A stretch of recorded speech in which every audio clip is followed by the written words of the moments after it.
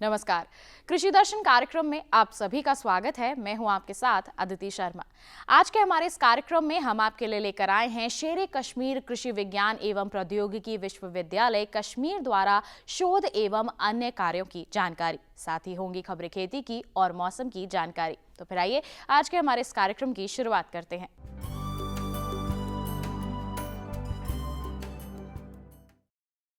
धरती का स्वर्ग अगर कहीं है तो वो भारत के जम्मू एवं कश्मीर राज्य में है।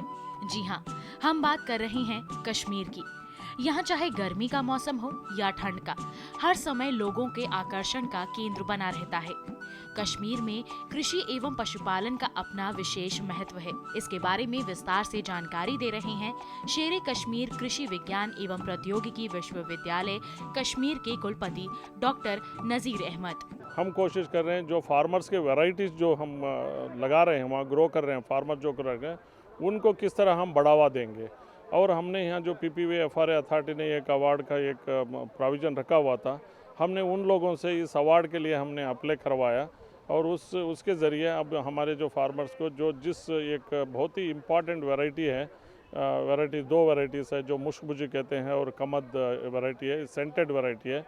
ये कश्मीर के एक बहुत ही बेहतरीन वैरायटीज़ है और ख़ासकर इनके जो शादियों के दिनों में इस वैरायटीज़ को इस्तेमाल करते हैं, इसके चावल को इस्तेमाल करते हैं और उनको अभी यहाँ प्रमोशन मिली है, एक अवार्ड मिला है ताकि ये आइंदा इस वैरायटी को और खूबसूरत तरीके से और अच्छे तरीके से इसको लोग ग्रो करेंगे और ज़्यादा से ज़्यादा लोगों को इसको मिल सकेगा। इसकी वैरायटी वगैरह जो अच्छी वैरायटी है जो लोगों को मिलना चाहिए और इसके ज़रिए मैं उम्मीद करता हूँ यूनिवर्सिटी भी इसको और इम्प्रूवमेंट करके लोगों को इसका और अवेलेबल इसका ज़्यादा अवेलेबल इंक्रीज करेंगे अवेलेबल।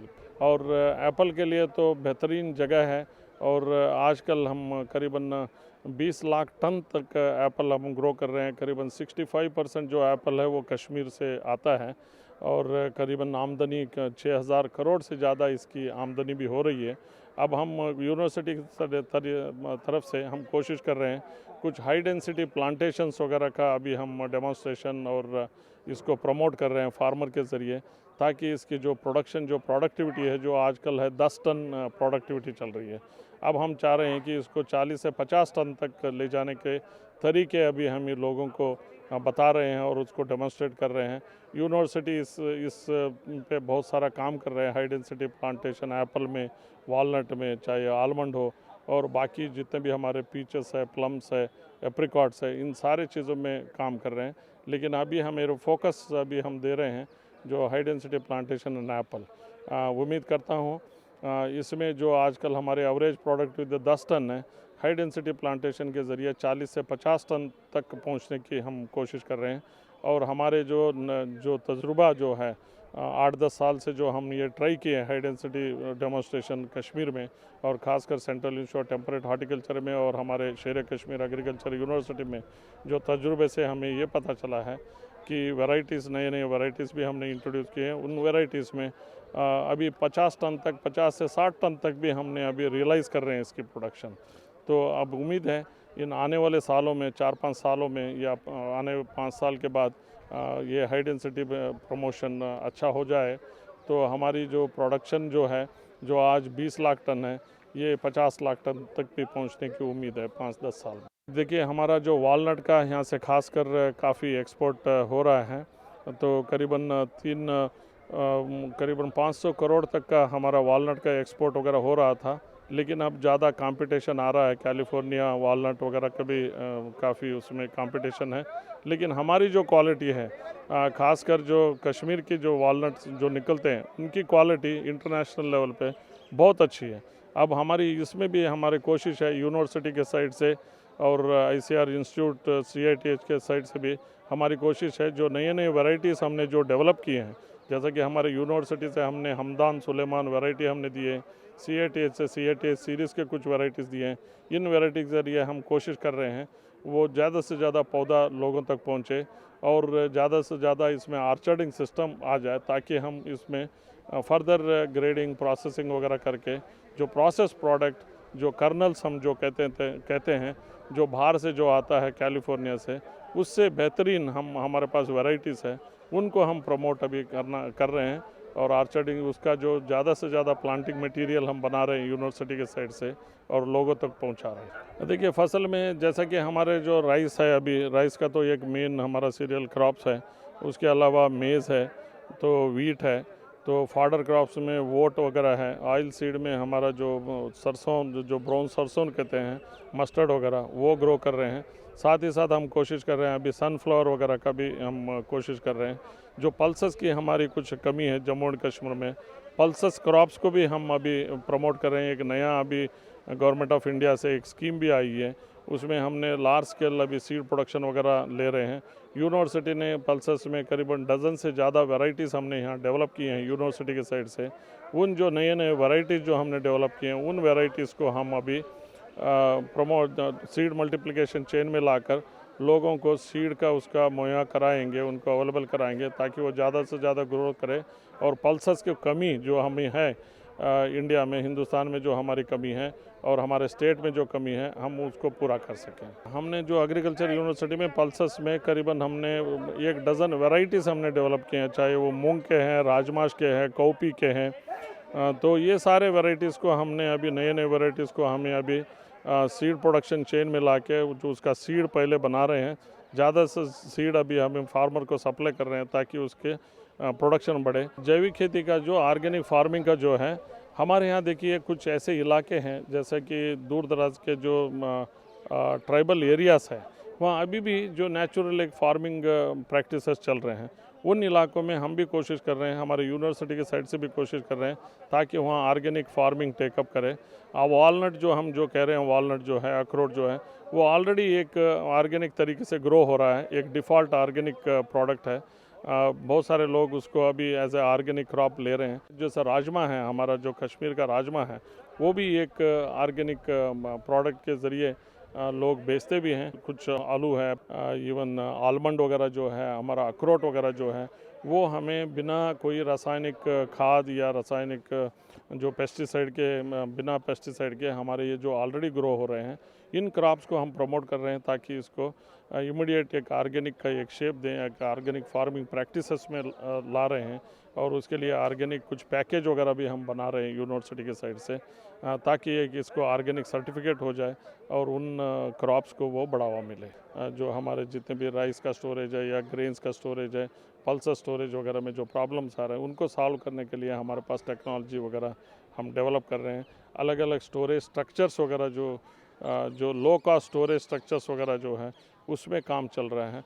और जो लो कास्ट जो हमने पर्टिकुलरली जो हमारे जो पेरिशेबल फ्रूट्स है, उन चीज़ों को हम स्टोर करने के लिए हमारे पास लो कास्ट स्टोरेज स्ट्रक्चर्स वगैरह भी हमने डेवलप किए हैं। उसको लोगों को डेमोस्ट्रेशन विलेज लेवल पे, जो फार्म लेवल पे किस तरह स्टोर करना है, किस तरह उसकी शेल्फ लाइफ को बढ़ा सकते हैं, उस पे सारा काम चल रहा है। काफ़ी हमारे पास उसमें मैकेनाइजेशन में काफ़ी हमारे पास जो प्लांटर्स है, चाहे ग्रेडर्स है, खासकर हमें प्रॉब्लम्स वगैरह थी जैसे कि वॉलनट वगैरह जो हलिंग वगैरह के लिए, ग्रेडिंग वगैरह के लिए सारे प्रॉब्लम्स थे।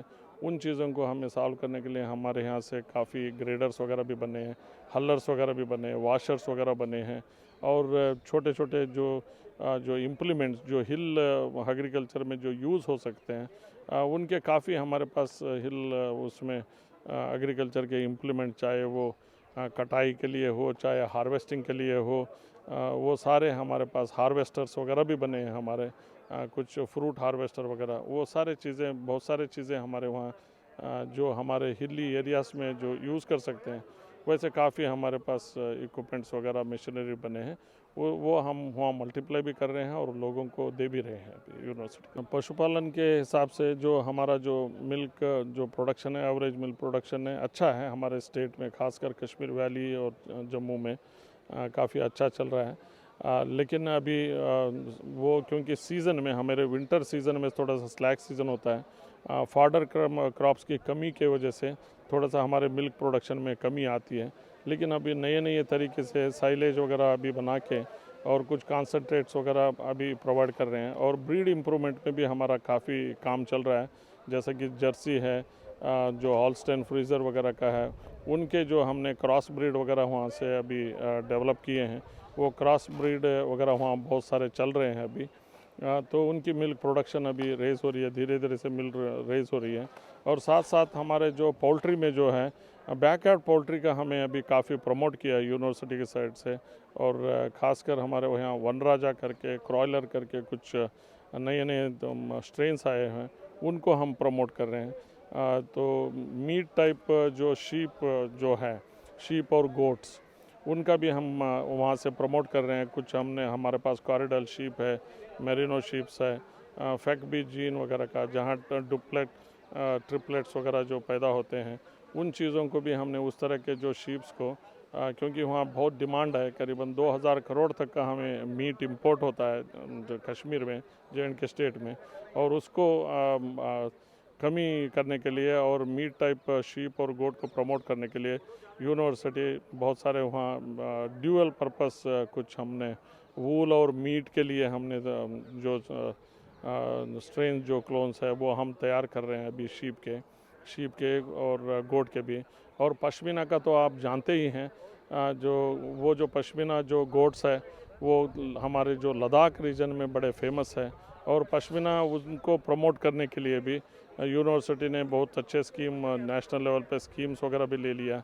अभी जो पहले वो जो रेस्ट्रिक्टेड थे, जो हमारे चांगतांग एरिया हम कहते हैं, जो बहुत ही सर्द वाला इलाका है जहाँ -30 -40 डिग्री सेंटीग्रेड जाता है, और उसको अब हमने नीचे तक अब उसको जो एक लोकलाइज्ड एरिया में थे, अब हमारे यूनिवर्सिटी के इंटरवेंशन से उसको अभी नीचे, अभी जो करगिल है, द्रास एरिया है, बहुत सारे यूनिट्स, हंड्रेड्स ऑफ यूनिट्स हमने अभी ले आए हैं नीचे तक। और उसकी अब प्रोडक्शन जो है करीबन 250 से 300 ग्राम पर एनिमल होता था पश्मीना का प्रोडक्शन। अभी नए जो फीडिंग से, नए पास्चर ग्रेजिंग वगैरह से, कॉन्सेंट्रेट फीडिंग वगैरह से अब उसकी प्रोडक्शन जो है अभी 4 से लेकर 500 ग्राम तक भी अभी पहुंच गई है, करीबन डबल प्रोडक्शन हो रही है। और जो नए जो इंटरवेंशन जो है, टेक्नोलॉजिकल इंटरवेंशन जो वो सारा अब यूनिवर्सिटी एनिमल सेक्टर में भी हम प्रोवाइड कर रहे हैं, चाहे वो मिल्क प्रोडक्शन बढ़ाना हो, एग प्रोडक्शन बढ़ाना हो, मीट टाइप ड्यूअल पर्पस हमारे शीप का डेवलपमेंट हो, या पश्मीना प्रोडक्शन हो, ये सारे प्रमोशन एक्टिविटी सब चल रहे हैं। तो उम्मीद है आने वाले सालों में ये सब फार्मर लेवल तक भी वो काफ़ी वो अडॉप्शन हो जाएगा। हमारी यूनिवर्सिटी सिर्फ एग्रीकल्चर क्रॉप्स में ही नहीं है, तो हार्टिकल्चर सेक्टर है, फॉरेस्ट्री है, फिशरीज है, एनिमल साइंस तो है ही, सीरीकल्चर वगैरह में जो भी नए तरीके आते हैं उसके लिए हम फार्मर्स को ट्रेनिंग वगैरह देते हैं। जो नए वैरायटीज़ जो निकलते हैं उनका डेमोन्स्ट्रेशंस होता है, लार्ज स्केल डेमोन्स्ट्रेशन होता है। आज देखिए, आज जो फार्मर हमारे यहाँ जो PPVFR अथॉरिटी से वो ले लिया, अभी प्राइज़ ले लिया, तो ये प्राइज़ ये उसलिए आया क्योंकि उनको देखिए, जब यूनिवर्सिटी ने कुछ कोशिश की, उन लोगों को ट्रेन किया, उन लोगों को बताया कि इसकी इम्पोर्टेंस क्या है नई वैरायटी के, तभी जाके आज हमें अवार्ड भी मिला है। तो इस तरह यूनिवर्सिटी हर एक सेक्टर में फार्मर्स को, और जो जितने भी एक्सटेंशन में रिलेटेड जो लोग काम कर रहे हैं, जो डेवलपमेंट डिपार्टमेंट में, agriculture department, horticulture department, animal sciences वगैरह में जो काम कर रहे हैं, उन लोगों को भी हम ट्रेन करते हैं। और साथ ही साथ हम लोगों ने फार्मर्स को भी ट्रेन करते हैं।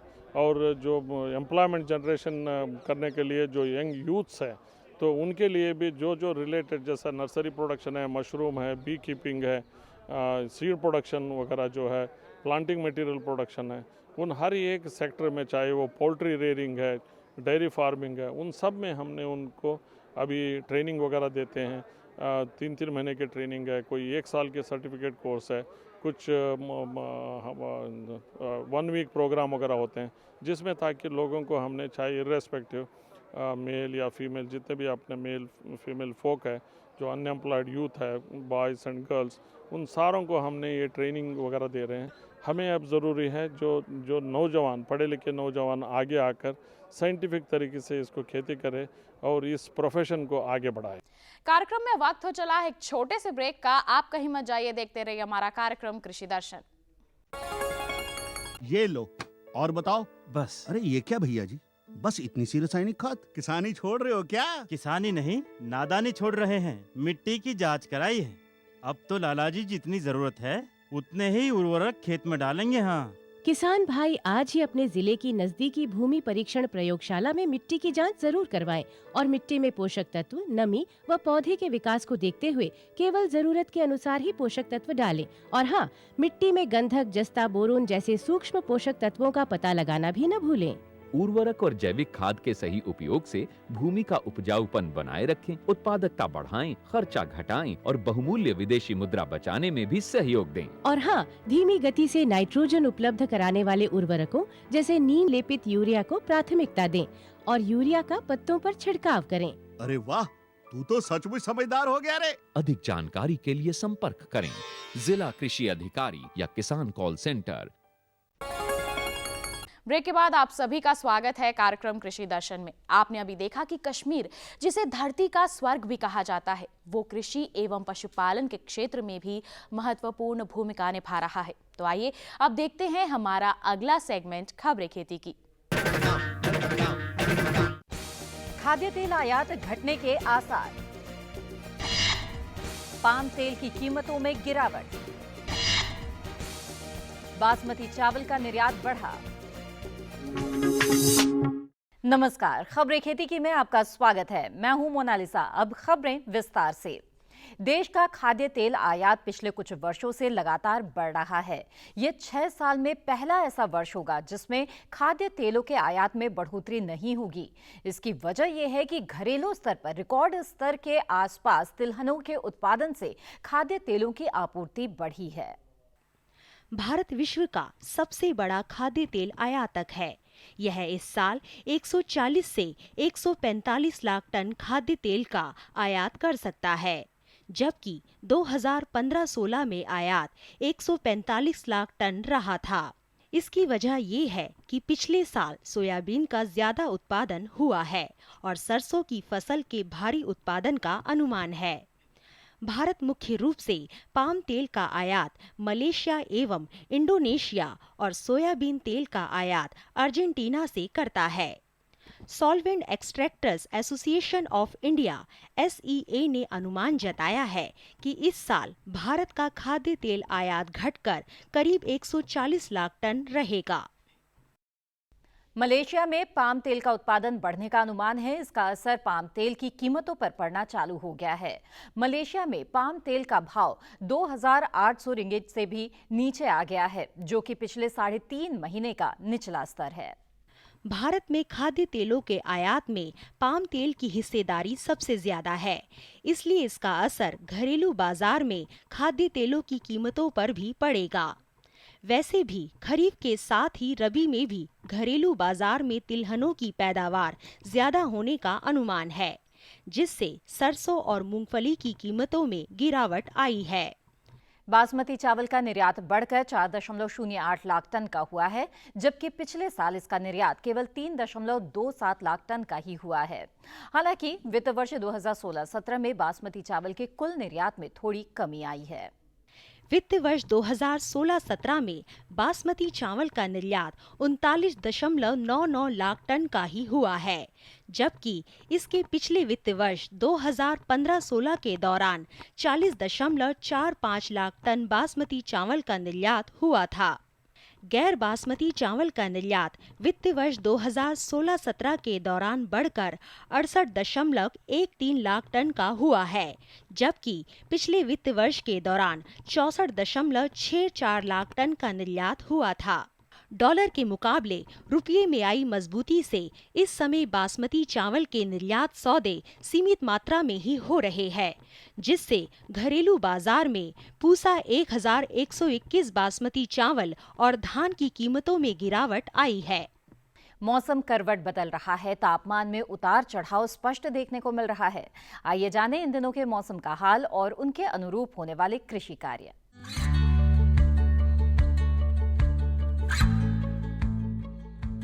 पूर्वोत्तर राज्यों में लगातार अच्छी बारिश हो रही है। आज और कल भी यहाँ जमकर बादल बरसेंगे। मौसम विभाग का कहना है कि नागालैंड, मणिपुर, मिजोरम और त्रिपुरा में अगले 2 दिन अधिकतर स्थानों पर बारिश होगी। असम और मेघालय में भी इसी तरह की बारिश के आसार हैं। लेकिन अरुणाचल प्रदेश में दोनों दिन अनेक स्थानों पर पानी बरसेगा। उप हिमालयी पश्चिम बंगाल और सिक्किम में भी आज और कल अनेक जगह बारिश होगी।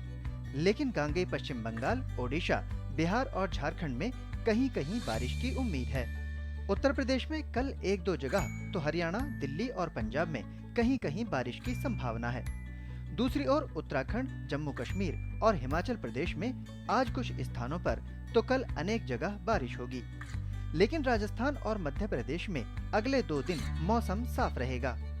छत्तीसगढ़ में जरूर इक्का दुक्का जगह छींटे पड़ सकते हैं। मध्य महाराष्ट्र और मराठवाड़ा में भी इसी तरह की बरसात हो सकती है। दक्षिण भारत की बात करें तो केरल और दक्षिण कर्नाटक के अंदरूनी हिस्सों में कई स्थानों पर बारिश की उम्मीद है। लेकिन उत्तरी कर्नाटक के अंदरूनी हिस्सों और तटीय कर्नाटक में 1-2 जगह हल्की बरसात हो सकती है। इसी तरह की बारिश आंध्र प्रदेश, तेलंगाना और तमिलनाडु में भी संभव है। खेती की खबरों में आज इतना ही। कृषि दर्शन कार्यक्रम में और अधिक रोचक और ज्ञानवर्धक जानकारियों के लिए देखते रहिए कृषि दर्शन।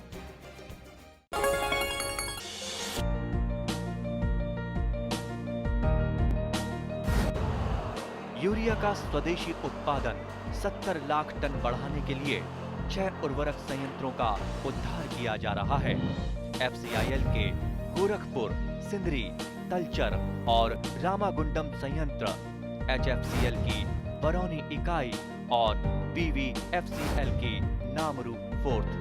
सोने पर सुहागा ये है कि देश में अब बनेगा सिर्फ नीम लेपित यूरिया, क्योंकि इससे होगा किसानों का फायदा ही फायदा। अनाज का उत्पादन 10% तक बढ़ेगा।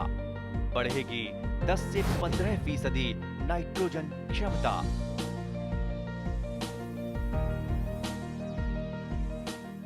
मेरे साथ बोलो ए बी। अरे नादान, बच्चे को एबीसी सिखा रहा है। अरे काम धंधे की एबीसी तू कब सीखेगा? ये देख विज्ञापन। तेरे जैसे कृषि विज्ञान सीखे हुए युवाओं के लिए भारत सरकार के कृषि मंत्रालय ने एक योजना बनाई है, ACABC। ACABC? जी हाँ, ACABC यानी एग्री क्लिनिक्स और एग्री बिजनेस सेंटर। इसके तहत कृषि विज्ञान पढ़े युवाओं का चयन होने पर उन्हें मुफ्त ट्रेनिंग दी जाती है और हाँ, अपना कारोबार चलाने के लिए बैंक से लोन भी मिलता है। इसके साथ ही अगर युवा अपने इलाके के किसानों की खुशहाली के लिए उन्हें खेती बाड़ी व अपने कारोबार से जुड़ी लाभदायक जानकारी देते रहेंगे तो उन्हें लोन पर 36 से 44% तक की सब्सिडी भी मिलेगी। तब तो मैं जरूर सीखूंगा काम धंधे की ABC। शाबाश, चलो अपनाएं स्वरोजगार, खेती में हो विकास अपार। तो ये था हमारा आज का कार्यक्रम कृषि दर्शन। आप अपने सुझाव हमें ईमेल कर सकते हैं। हमारा ईमेल आईडी है krishidarshan@gmail.com। आप हमें पत्र भी लिख सकते हैं। हमारा पता है कृषि दर्शन, कमरा नंबर 10, CPC दूरदर्शन, खेलगांव, नई दिल्ली 110049। किसान भाइयों, आपको हमारा आज का कार्यक्रम जरूर पसंद आया होगा और इससे आप फायदा जरूर लेंगे। आज के हमारे इस कार्यक्रम में बस इतना ही। अगले कार्यक्रम में फिर होगी आपसे मुलाकात। तब तक के लिए हमें दीजिए इजाजत। आपका दिन शुभ और मंगलमय हो। नमस्कार।